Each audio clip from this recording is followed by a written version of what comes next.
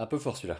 Salut à tous, dans la vidéo précédente je lançais le défi du mois d'octobre qui est Inktober qui nous permettait de faire un défi sur cette chaîne ensemble mais aussi de participer au même défi que des dizaines de milliers de personnes partout dans le monde, donc ça c'est cool. Si vous voulez plus d'infos sur le défi en lui-même, sur le principe et sur comment est-ce que j'organise tout ça par rapport à la chaîne, ça pique un dans la fiche. Et il y a aussi le lien dans la description pour aller regarder tout ça, et au passage je rajoute juste un petit truc parce que je savais pas trop quel hashtag je pouvais faire et je vous avais dit de juste mentionner ma page Instagram ou ma page Facebook, mais il y a Céline qui m'a dit que ça pourrait être cool de faire un hashtag vraiment personnalisé du style... Voilà, les pompiers passent, c'est le signe que ça va être important. Donc pour dire que vous participez au Inktober, vous mettez le hashtag Inktober dans vos publications, et pour dire que vous participez au Inktober par rapport à cette chaîne-là, vous mettez le magnifique Benjinktober.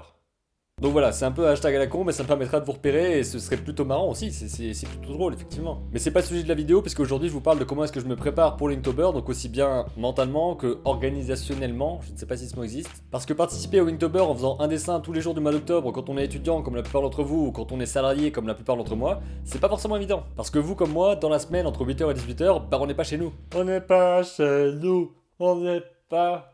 chez nous. Et pour faire le Inktober, il faut se poser plusieurs questions. Déjà, quel matériel est-ce qu'on va utiliser? Donc en termes de marqueurs, je vous l'avais déjà dit dans la précédente vidéo. Je sais pas si vous m'entendez encore, mais je vais utiliser ça. Donc ce sont les marqueurs Faber-Castell 8 Pin Pit Artist Pen Black.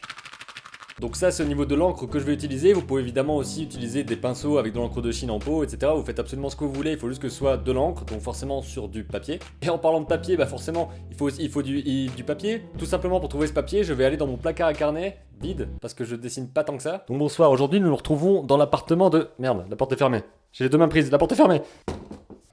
Ceci est très orange. Waouh, mais quelle merveilleuse transition vers un endroit bien moins éclairé que tout à l'heure, parce que tout simplement, bah il fait plus assez jour et que j'ai juste ça. Elle pas dû faire ça. Donc là, j'ai tout simplement été choisir mon carnet, j'ai voulu prendre un carnet à part pour ne pas utiliser mon carnet de dessin d'imagination ni de dessin d'observation, et avoir un carnet aussi qui puisse se plier comme ça. Ce qui me semble beaucoup plus pratique pour faire mes dessins à l'encre, comme ça je pourrais mettre juste un petit papier en dessous de ma page pour ne pas dégueulasser tout ce qui est en dessous, parce que c'est de l'encre. Bon, le carnet c'est pas forcément le plus important, vous pouvez trouver ce qui est le mieux pour vous, mais ce carnet là c'est un carnet de la marque Daler Rowney. Donc c'est un sketchbook simple, avec un papier qui est blanc naturel, c'est le nom. Au niveau de l'épaisseur, c'est pas super épais, c'est du 100 grammes, ce qui reste à mon avis raisonnable pour travailler avec de l'encre, surtout avec juste des marqueurs comme ça, hein, pas des choses vraiment avec beaucoup d'encre liquide et tout ça. Donc à mon avis, ça devrait être très suffisant pour moi, il y a 80 pages, donc ce qui est largement plus que les 31 nécessaires, mais ce qui pourrait être aussi pas mal intéressant pour faire des recherches aussi, on va y revenir là-dessus. Et surtout, ce serait un carnet qui serait essentiellement dédié à ça, donc avec 80 feuilles, on peut faire 2 Inktober, 2 années d'affilée. J'ai vraiment l'impression que l'éclairage est un peu dégueulasse, je suis désolé. Si je me mets de l'autre côté, est-ce que ça arrange quelque chose? On peut passer maintenant au sujet de nos dessins. Donc je vous l'avais dit dans la vidéo précédente, je vais utiliser les thèmes donnés pour chaque jour par Jake Parker. D'ailleurs j'ai fait la traduction de la liste, histoire que vous ayez les mots en français juste ici, ce sera peut-être plus simple pour vous. Même si au pire... je suis juste passé par Google Traduction les gars, c'est pas non plus... Je suis sûr que parmi vous, il y en a certains qui vont faire leur propre liste, et c'est pas un problème du tout, vous pouvez aussi utiliser la liste faite par d'autres artistes, il y en a vraiment plein qui proposent leur thème pour le mois. Mais ce qui va être important dans ce que je veux dire ici, c'est est-ce qu'on va suivre un thème en particulier pour tout le mois, ou est-ce qu'on va faire un dessin qui peut être complètement différent du dessin du lendemain. Par exemple, certains vont partir sur le thème, je sais pas, par exemple Harry Potter, et faire en sorte que chaque mot de chaque jour corresponde à une image qu'ils ont en tête avec les personnages d'Harry Potter. Ça peut être ce genre de truc. Mais de mon côté, j'ai plus envie de faire une image différente chaque jour, avec peut-être des personnages différents, des trucs qui ont vraiment rien à voir, des histoires différentes en gros, et d'utiliser à chaque fois le mot du jour pour imaginer une histoire différente à raconter dans une illustration. Créez vos images, racontez vos histoires, tout ça, c'est le but ici. Une fois qu'on a le matériel et qu'on sait si on va suivre un thème défini sur tout le mois ou pas, on peut passer maintenant à la création des images et comment est-ce qu'on va faire pour les concevoir chaque jour. Donc au niveau du temps et de l'organisation, je sais que je suis chez moi plus ou moins entre 6h et 8h le matin et entre 18h et 22h le soir, parce que le reste du temps je suis au travail. Donc dans ces quelques heures là, il va falloir que je trouve le temps, ou plutôt que je prenne le temps de faire ces images, et j'ai décidé de décomposer ça plus ou moins en 2 étapes, voire éventuellement 3 étapes. La première étape, ça va être de prendre le mot du jour et de réfléchir à quelle histoire est-ce que je veux raconter, donc de faire des croquis, de faire des personnages, de faire une composition, de savoir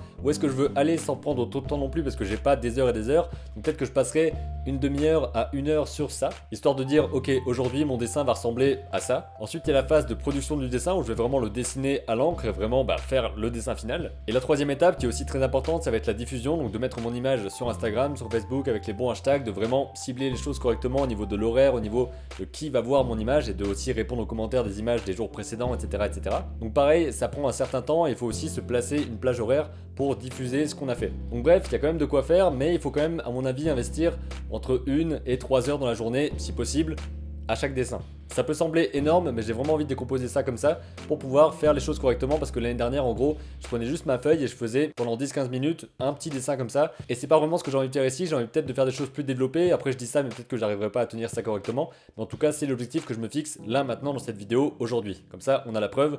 Au départ, je voulais faire ça. Voilà. Au moment où la vidéo sort, on est vendredi 30, je crois, 28, 9. Donc il vaut mieux se préparer un petit peu en amont. Je sais que cette vidéo-là, j'aurais pu la faire un petit peu avant, que je la fais vraiment l'avant-veille du début du défi. Mais en tout cas, elle a le mérite d'exister. Hein. Je vais m'arrêter là pour cette vidéo. J'espère que vous a plu tout ça. Hein. Bah oui. Racontez-moi tout ça. Vous étiez vraiment chaud patate pour me dire je participe. Donc maintenant, dites-nous comment vous faites. N'oubliez pas de partager vos images avec le hashtag Inktober et aussi, si vous en avez envie, le hashtag Benjingtober. C'est un peu difficile à dire, je vous l'avoue. Je vous dis à très bientôt pour une prochaine vidéo. Évidemment, on parlera de mes dessins parce que voilà, je vous montrerai comment je fais, comment je procède, comment je réfléchis là-dessus et comment je produis tout ça. Alors d'ici la prochaine vidéo, n'oubliez pas, évidemment, vous créez vos images et racontez vos histoires. J'ai pas dit la phrase de d'habitude, j'ai pas dit dans le même ordre. Ceci m'a perturbé, mais c'est pas grave.